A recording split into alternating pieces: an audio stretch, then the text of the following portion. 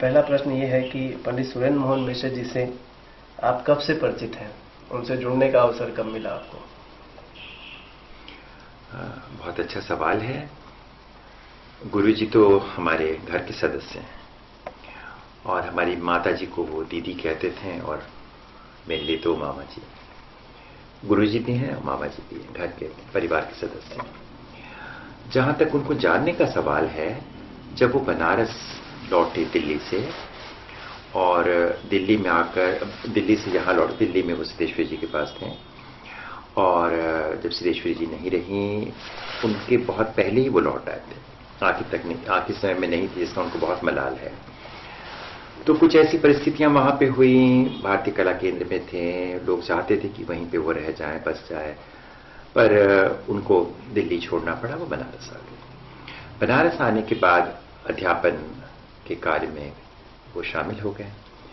कुछ तो जीविका के लिए करना ही था और किस्सा यूं शुरू हुआ कि उन्होंने बहुत जगह पे सिखाना शुरू किया। जैसे राम सहाय विद्यालय में भी गुरुजी थे, उससे जुड़े हुए थे, वीकेएम में भी जुड़े हुए थे, पर उसके बाद वो सेंट्रल हिंदू गर्ल्स स्कूल में अध्यापन शुरू कर दिया उन्होंने और हमारी माता जी भी वहां पे थी। तो ये एक संदर्भ, एक मंच बना दोनों को एक दूसरे को जानने का। इस प्रकार गुरुजी के बारे हम सुनते थे और तमाम उनकी तारीफ, उनके पढ़ाने का तरीका, वो किस तरह से बच्चों को सिखाते हैं, और जब अभिनय वगैरह होते थे, नाटक होते थे, तो उसमें गुरुजी किस तरह से बच्चों को सिखाते थे और खुद भी उसमें उनकी सहभागिता होती थी।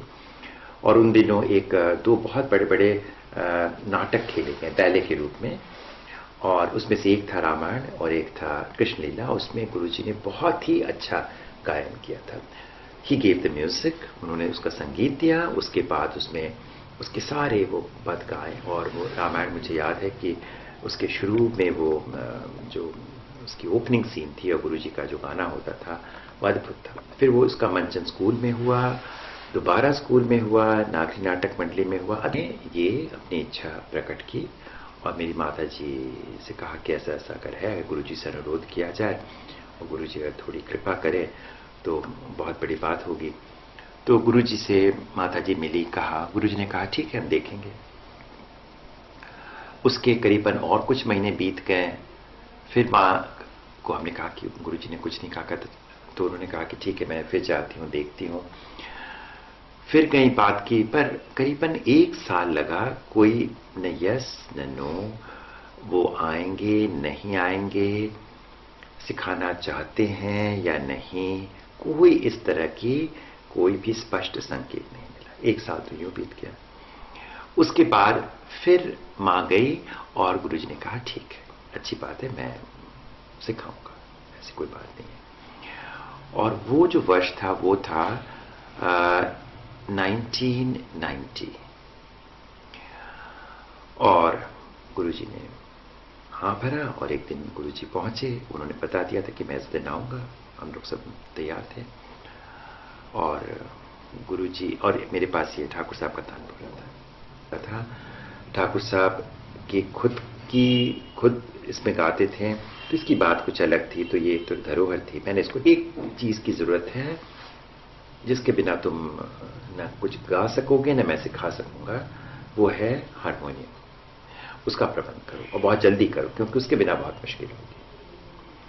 बहरहाल, पर वो कोई संकट है ऐसी बात नहीं। उन्होंने, अगर हारमोनियम नहीं है तो भी तालीम दी जा सकती है, सिखाया जा सकता है और हम सीख सकते हैं। ये बिल्कुल उन्होंने बिल्कुल सारे पॉजिटिव वे से उसको किया। और पहले दिन उन्होंने कहा कि तुम कुछ गाओ, पहले हम देखें तुम क्या गाते हो। और उन्होंने मेरे स्वर को पकड़ा और तानपुरा मिला दिया और फिर तानपुरा छेड़ना सिखाया और कहता है कि लो तुम गाओ, तुम क्या गाते हो, तुम्हें क्या गाने का मन करता है। कि स्तोत्र उनको गा के सुनाया। तो उन्होंने कुछ बोला नहीं, खुश जरूर हुए, बोला ठीक है, बहुत अच्छी बात है, अब चलो थोड़ा हम लोग सरगम कर लेते। तो उन्होंने सीधा सपाट जो सरगम होता है वो बताया और कहा कि इसको तुम जरा करना। तब तक हारमोनियम भी आ गया। तो गुरुजी ने कहा चलो अब इसमें देखना ठीक है, देखो ये चीज़ें होती हैं, अब तुमको समझ में आ रहा है, तुम्हारा स्वर ये है, तुमको यहाँ से शुरू करना है, ये सारे नोटेशन उसके वो है, ये चीज़ें हैं। फिर ऐसा करते करते करीबन जब साल भर बीता, अलंकार तो चलता ही रहा, तो उन्होंने एक दिन कहा कि अच्छा चलो आज एक हम लोग राग शुरू करते हैं। तो बहुत खुशी, बेहद खुशी कि चलिए आज तो राग होगा। और हमने कहा कि जरूर यमन सर, हाँ बिल्कुल बिल्कुल यमन तुमने सुना है? मैंने कहा बिल्कुल सुना है मैंने। और हमने कहा कि यमन में हमें एक भजन भी आता है। कहते अच्छा कौन सा भजन? तो वो एक शुभा गुट्टू का है, मारो प्रणाम। वो भी मैंने, रुकने वाले तो हम थे नहीं, तो हमने वो भी सुना दिया। और उसने कहा बहुत अच्छा, पर इसमें जो जो तुमने गाया वो तुमने सुन के गाया है और इसमें बहुत सारी इधर उधर की चीज़ें मिल गई हैं। होता है ना कि जैसे बहुत कोई चीज़ शुद्ध हो, उसके अंदर बहुत सारी चीज़ें मिलावट आ जाए, तो ये वैसा ही हो गया है। अब इसका जो बेसिक स्ट्रक्चर है, एनाटॉमी जो है, संरचना जो इसकी है, उसको तुम जब सीख लोगे तुम इसी भजन को और बेहतर गा सकोगे, उसमें और भी ऐसी ऐसी चीज़ें कर सकोगे जो तुम्हें बहुत खुशी होगी इसको।